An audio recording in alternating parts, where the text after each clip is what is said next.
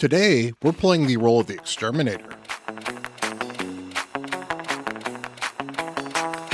Hello, everyone. Bront, CatHerder here. We're having some fun talking Raid Shadow Legends, and much like Arnold Schwarzenegger, we are going to be playing the role of the Exterminator. Well, okay, maybe that's not quite the right one. But we are going to have some fun in Spider today. And I'm on my free-to-play because we're going to be talking about Spider Normal. Now, Spider Hard is not necessarily too different from Spider Normal, but I think if you guys want me to do a video on Spider Hard, let me know down in the comments below, and I will get to working on that. And it's a little different. There's a lot of different strategies for that as well. So in order to really go in depth on some of the strategies that you can do for Spider Normal, I want to separate Spider Normal and Spider Hard. So since I've been working on this on the free-to-play, I wanted to kind of show you some of the teams I've built on this account. I will show you some of my endgame teams on my main account as well, because you can get some different teams with speedrunning as well. But let's talk about general progression in Spider. So Spider is the only place to get the normal accessories, and it's the only place to directly farm accessories. Now, you can certainly get accessories in other places. You can buy revenge accessories in the clan shop. You can get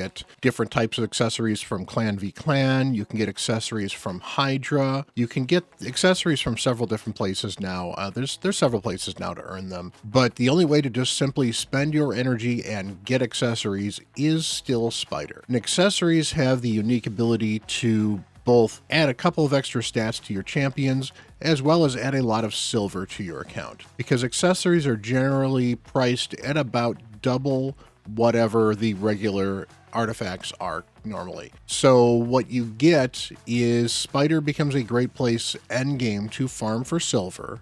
And if you're looking for silver, it's great to run these. The converse problem with that is that accessories are also twice as expensive to upgrade. So when you're doing gear enhancement events, you probably do not want to be rolling up a lot of your accessories unless you have a large silver budget. And I mean, this is Raid. Who has a large silver budget? So I am focused here on Spider 10 because Spider 10 is kind of the first spot where it is really good to be farming Spider overall. Now, you could certainly say maybe I need to get a few accessories here and a few accessories there beforehand, and you're going to be running Spider pretty early. But Spider 10 actually has a weird RNG bug about it. So what happens here is, in addition to this as being the first spot where you can only get 4 and 5-star gear, but Spider 10 specifically has a slightly higher chance of giving 5-star gear than it probably should. We're not quite sure why. This is something Plarium's never fixed, and it's fine. So Spider 10 is actually technically better to run than Spider 11. And to be fair, if you're running Spider 10,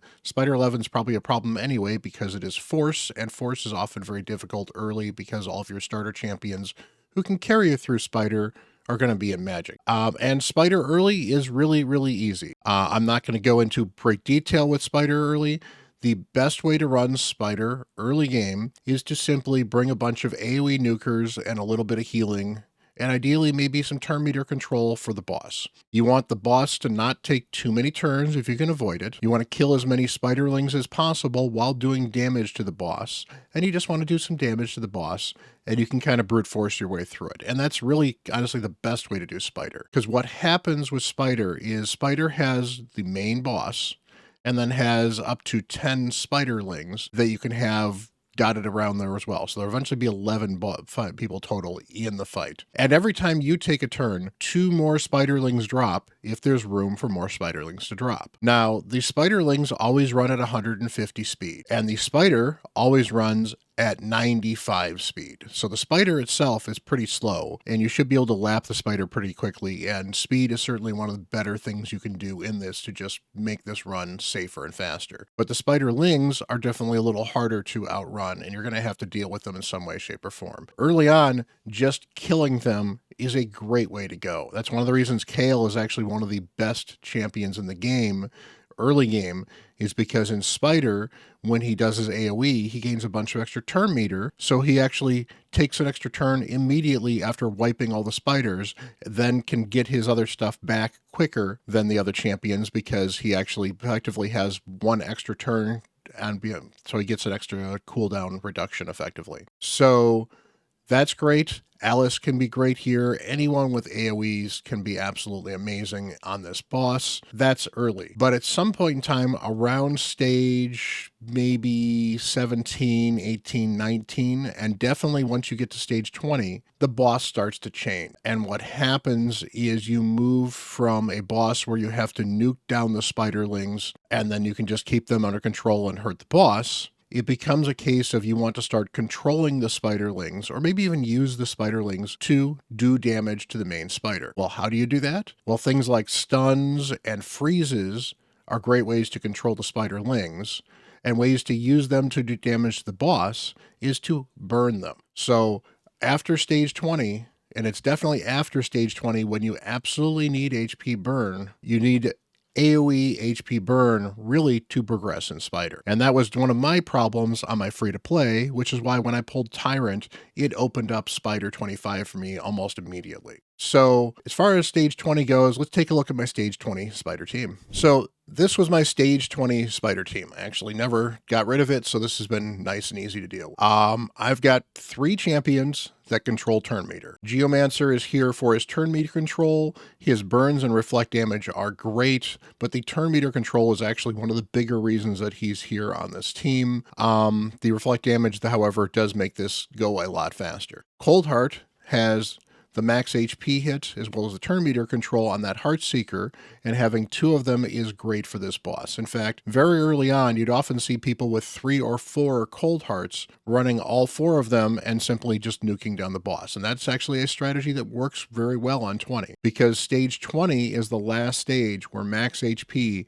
does an unlimited amount of damage. So if you have a max HP hit that's strong enough, you can one-shot this spider boss with that max HP hit. So these 2 Cold Hearts do about 40-45% of the damage of the spider. And so I want to get back around to their Heartseeker very quickly. So one of the ways to do that, if I actually had like a Kymar on this team, for example, I could reset and have both these Cold Hearts go again almost immediately. Croydon would then, sleep everybody or freeze the spiderlings, and then I wouldn't need Ugo, and I'd probably bring some sort of reset champion instead. I do have Renegade, but getting Renegade to work, because you have to take at least 1 extra turn because she doesn't do the full reset, you need a slightly different team than what I have here in order to use that. You can certainly get it work with 2 Cold Hearts. Obviously, you probably would actually want a 3rd Cold Heart instead of Geomancer if you're probably doing the reset strategy, because that's one way to work it. I didn't do that because I didn't have those champions, but I will show you a team that kind of works based on that similar principle. So Ugo gives me some healing, some cleansing, but also gives me the decreased defense.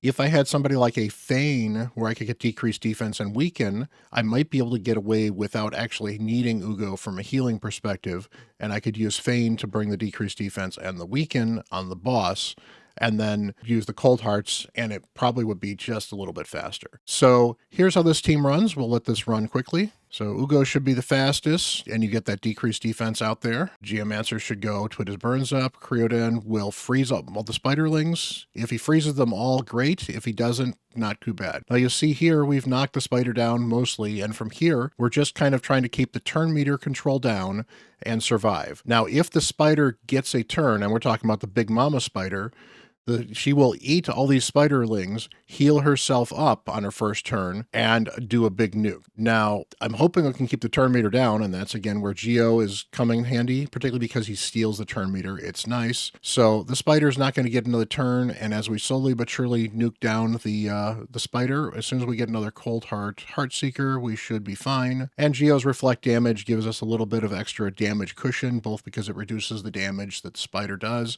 and we get some reflected. Boom, 57 seconds, 47 turns, we solve spider. Again, the control helps a lot. If the spider took a turn, I've got enough healing and other ways to mitigate the damage that I'm probably going to be okay, but you do have to be able to either survive one big spider hit or make sure the spider doesn't take a turn. So that's where turn meter control for people like Cold Heart can be helpful. That is why some people use champions like Haikatoon can be really good here, or Apothecary can be very good here, because the extra speed on your team does the same thing as the turn meter control on the spider.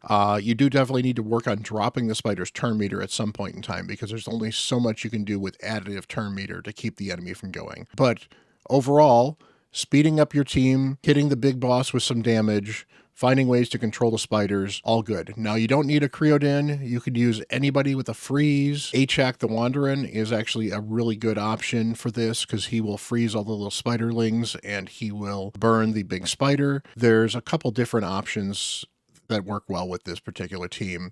Basically, any sort of control, anybody does turn meter.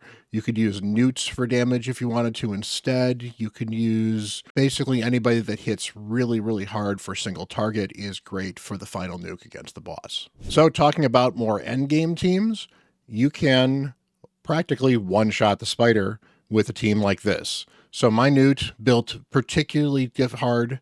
He's going to basically one-shot the boss, and Lydia here is basically there to provide the decreased defense and weaken. These other champions never take a turn, which is why I'm farming food with them. Now, I do require a team setup for this, because unfortunately Newt will not lead off with his A3, so let me go make sure that's set up. All right, so this team's set up. Lydia does her A2, decreased defense and weaken. Newt does his A3 Blessed Bash, which is a max HP hit. As you can see here, I've got 300 plus crit damage on my Newt. The threshold to get this done with a Newt is around 275-ish crit damage. I got less than that on my alt, and my alt doesn't 100% of the time kill the spider. So if he doesn't, you could certainly just throw a Cold Heart in here as the final blow, and you're good to go.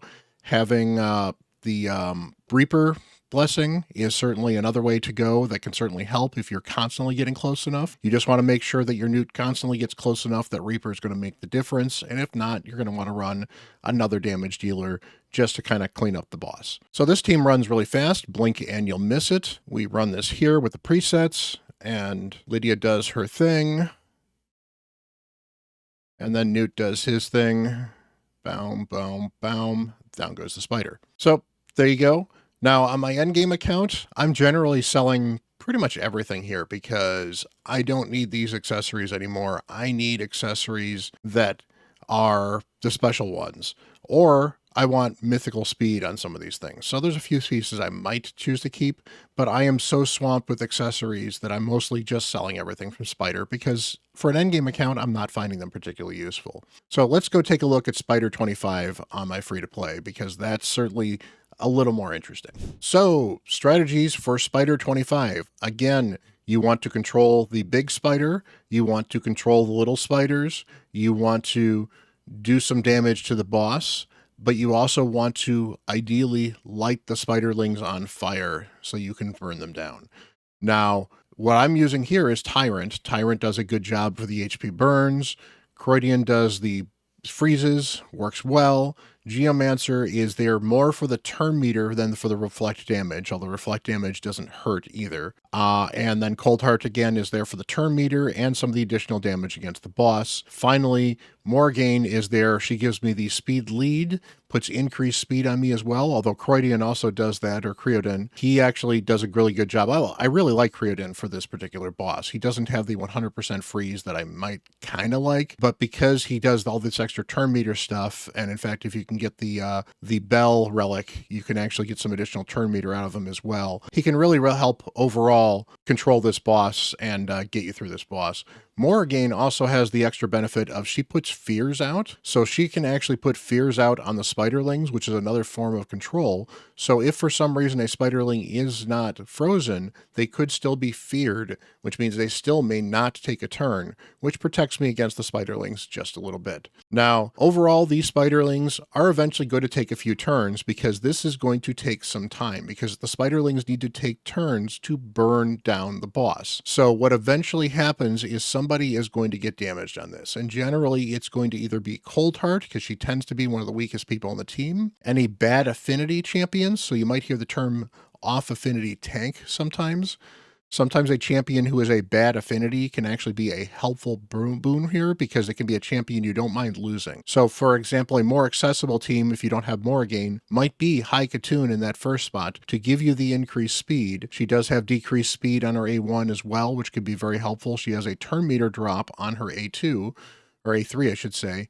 So you can get some useful use in Spider for High Katoon. I just happen to use Morrigan because Morrigan does a lot of that stuff better than High Katoon, because she happens to be a legendary. And then as far as the burner is concerned, again, Mordecai works great. In fact, Mordecai might work better than Tyrant, because one of the things that Tyrant does is he actually does an attack when he puts the burns out. So having people that do irresistible burns means you're more likely to get those burns out regardless, because then they cannot be resisted. Having people that place the burns means you don't have to worry about affinity procs, which means you can use somebody that's a bad affinity if they're just going to place the burns. And because they just place the burns, they don't do damage, because what you don't want to have is you don't want to be nuking down the spiderlings. You want the spiderlings actually to live to do damage and burn, because if they die when they track the burn, they don't always do damage to the main spider boss. It's just kind of a weird way that burn works. So we will run this team here, and generally the speeds are not super important, other than you want everyone to be probably over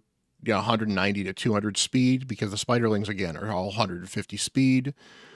Plus the spider himself is around 95. So if you are able to double time the spider being, at least 190, you should have no problem taking at least 2 turns to his 1, keeping the spider boss under control, and overall keeping most of the spiderlings frozen. So do keep in mind that they are all 150, so if you have anybody slower than 150, they might get outrun by spiders, which means they could get overwhelmed and will eventually die. But as you can see here, we're mostly controlling the turn meter, and as these burns proc from these spiders that are all frozen or feared, they're just doing damage to the spider boss. So as those little burns processed, we're doing well. Now, my Tyrant's also in Relentless gear, which is honestly probably slowing this down a little bit, but it helps keep all those burns up, which is nice.